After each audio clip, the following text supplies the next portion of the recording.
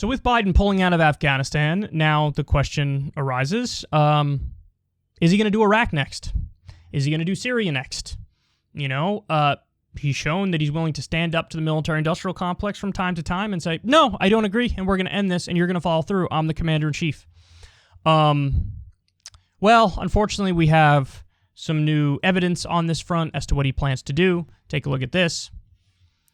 He had Naftali Bennett, the Israeli prime minister, in the White House, and here's what Axios says. Bennett told Biden the U.S. and Israel need to put Iran's regional aggression back in the box in addition to its nuclear program. To that end, he asked Biden not to pull U.S. forces out of Iraq and Syria. The Israeli delegation felt optimistic about Biden's attitude on that front. Bennett also told Biden that he opposes a return to the 2015 nuclear deal and that the effectiveness of the deal had faded because of its looming sunset clauses and Iran's nuclear advances. Biden did not seem optimistic about the prospect of Iran returning to compliance with the deal, the officials said. So, his sense of it is he ain't leaving Iraq, he ain't leaving Syria. And on the most recent episode of Crystal Kyle and Friends, which everybody should check out, we spoke to Congressman Ro Khanna, and this was one of the questions I asked him. I said, now that Biden's proven he has the cojones to end one of these endless wars, is he going to pull out of Iraq next? Is he going to, pull our troops out of more places or stop the drone war in North Africa, for example? And his sense of it was exactly like my sense of it, which is like, I don't think he's going to do it because he's having to pay a hefty political price for doing the right thing on this front. And all of corporate media is going after him. Democratic leadership is going after him. They're investigating him with their committees. Republicans are going after him. So he feels totally isolated and alone for doing the right thing. He wasted a lot of political capital doing the right thing on Afghanistan. If he were to do it on Iraq and similar things happen, let's say you have the rise of ISIS again and they take over certain parts of Iraq. I mean, yeah, he doesn't want to have to deal with that, even though, again, it'd be the right thing to pull out of Iraq, too.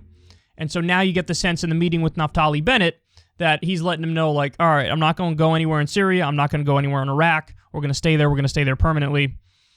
And again, guys, so everybody was conservatives were calling for impeaching Joe Biden when he did the right thing and pulled out of Afghanistan. Is anybody going to call for impeaching him over illegally occupying Syria? And by the way, in Syria, we're occupying the oil production region. Gee, I wonder why. So we're illegally occupying a sovereign country and jacking their natural resources, and none of the conservatives who wanted to impeach him over withdrawing from Afghanistan think there's a problem with that. So in other words, they're all imperialists.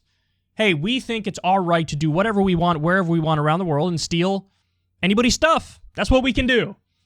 It shows how broken our moral compass is. And by the way, even the fear-mongering over the 2015 nuclear agreement, I mean, that would have been one of the things. This was a layup for Biden. Immediately when you get back in office, just jump back in that Iran nuclear agreement. All of a sudden, a whole big issue is off the table, and you bring about peace and stability and security for the near future. That was a no-brainer. He said he was going to get us back in that deal. And then now he didn't. And now you have the Israeli prime minister prodding him and egging him on to stay out of the agreement. So they want war with Iran. They want to topple the Iranian government. They want a Western-friendly government in there. They want to bomb their nuclear facilities, even the nuclear facilities that are just being used for scientific research and for the power grid in Iran. That's what they want to do. And Biden is helping them down this path, gladly going down the same road. And I told you guys when the whole Afghanistan thing was happening that there are consequences if you don't speak up in favor of Biden during this.